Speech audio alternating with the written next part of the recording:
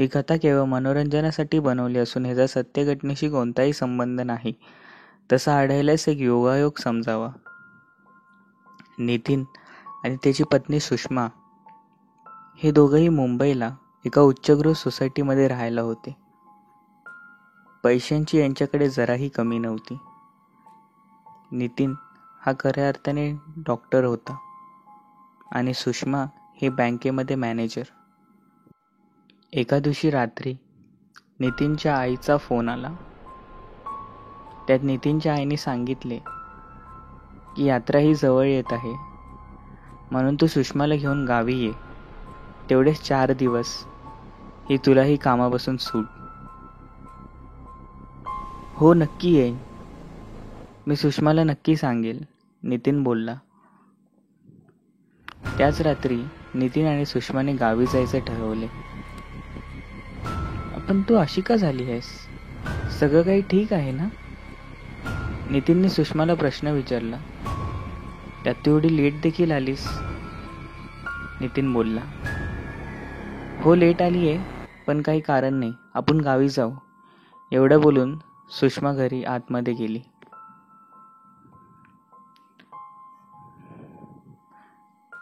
दोन दिवसांनी यांनी दिवसाचं जायचं ठरवलं. अखेर तो दिवस आला, पण सुषमाला बँकेत काम असल्यामुळे त्यांना सकाळी जाता आलं नाही. म्हणून त्यांनी रात्री जाण्याचा निर्णय घेतला आणि ते रात्री गावाला जायला निघाले सुद्धा. गाडीत व्हॉल्यूम फुल करून सुषमा ही गाडी चालवत होती. सुषमा ही अगदी वेगाने गाडी चालवत होती. नितीनलाही थोडी भीती वाटली. त्यात नितीन बोलला, अगं थोडं हळू. तेवढ्यात सुषमा बोलली, अरे काही नाही रे, काही होत नाही. तू आता निवांत झोप. आपल्याला अगदी 5 तासाचा प्रवास करायचा आहे.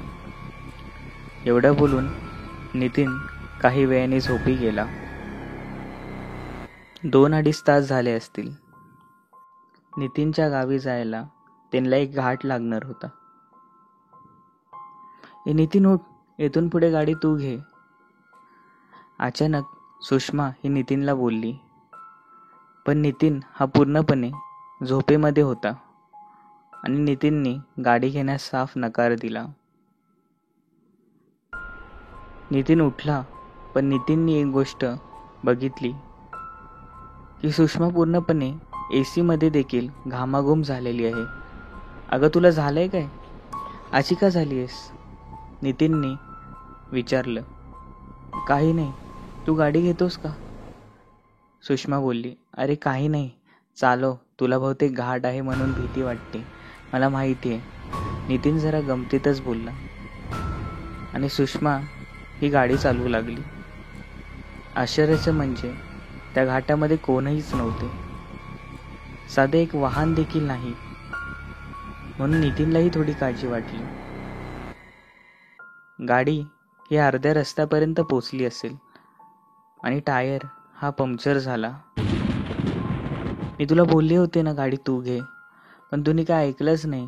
सुषमा थोडी घाबरतच बोलली. अगं काही नाही होणार, गाडी एका साईडला लाव, नितीन बोलला. आणि ते दोघं टायर बदलू लागले. तेवढ्यात एक 9 ते 10 वर्ष वयाचा मुलगा हा त्यांच्याकडे आला आणि त्यांनी सांगितलं की तुम्ही त्या गावी जात आहेत जिथे मला जायचं आहे. तुम्ही मला तिकडे सोडाल का? नितीन बोलला, त्या गावी म्हणजे तुला नक्की कुठे जायचंय? तो लहान मुलगा बोलला, तिथेच, तिथे हा रस्ता संपणार आहे. तेवढ्यात नितीन हा हसत बोलला, ठीक आहे चालेल, आम्ही तुला सोडतो, जा बस गाडीत. आणि सुषमा बोलली, अरे कोणालाही काय घेतोस? तेवढ्यात नितीन बोलला, अगं लहान मुलगा आहे तो काय करणार आहे आपल्याला? आणि एवढं बोलून नितीननी यावेळेला गाडी घेतली. असं करून गाडी चालवू लागला. तेवढ्यात नितीनने प्रश्न विचारला, बाळा तुझं नाव काय? पण त्या लहान मुलाने ऐकून सुद्धा न ऐकल्यासारखे केले आणि बाहेर बघत राहिला. पूर्णपणे अंधारामध्ये नेमकी तो बघत काय असेल? नितीनला देखील प्रश्न पडला. बरं, तू चॉकलेट खाणार का? नितीनने विचारले. पण त्याच वेळेला तो मुलगा बोलला की मला तुम्हाला काहीतरी सांगायचं आहे. अरे हो, सांग ना, नितीन बोलला. आणि तो लहान मुलगा सांगू लागला. अगदी 3 दिवसापूर्वी मी शाळा सुटल्यावर संध्याकाळी 8 वाजता हे माझ्या मित्रांबरोबर खेळत होतो. सायकल चालवता चालवता मी कधी हायवेवर आलो हे मलाच कळलं नाही. साधारण अर्धा पाऊण तास मी तिथे हरवलो होतो.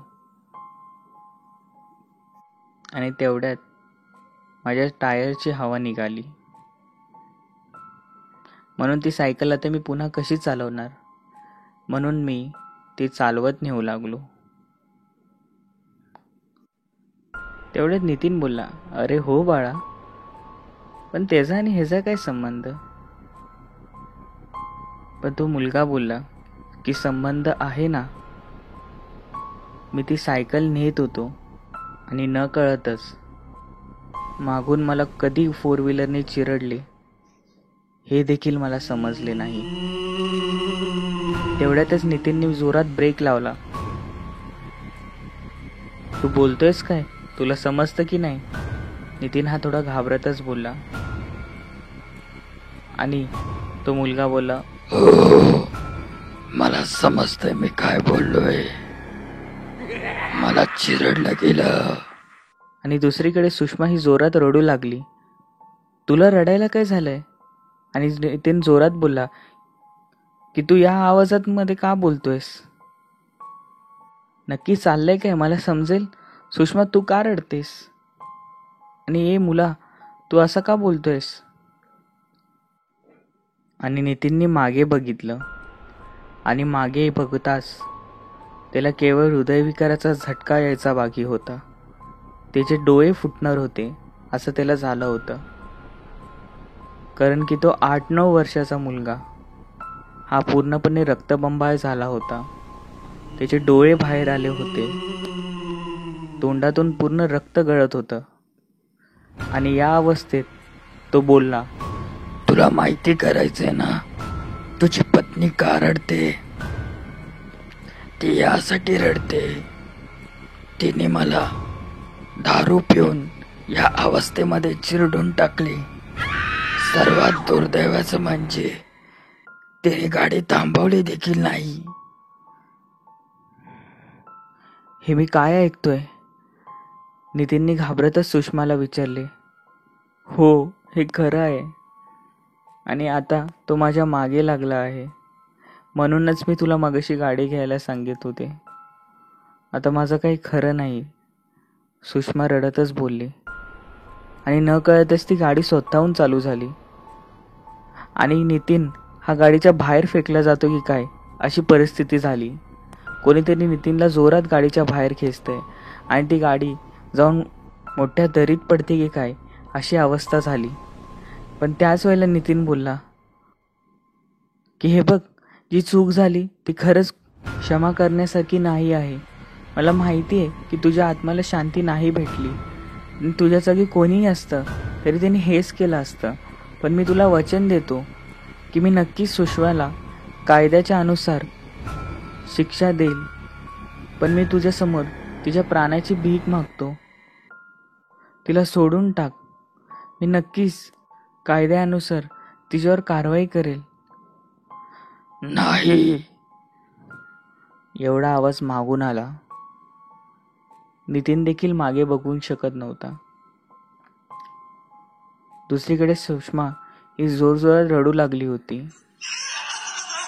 त्याच वेळेला नितीन पुन्हा तेच बडबडू लागला. प्लीज तिला सोड.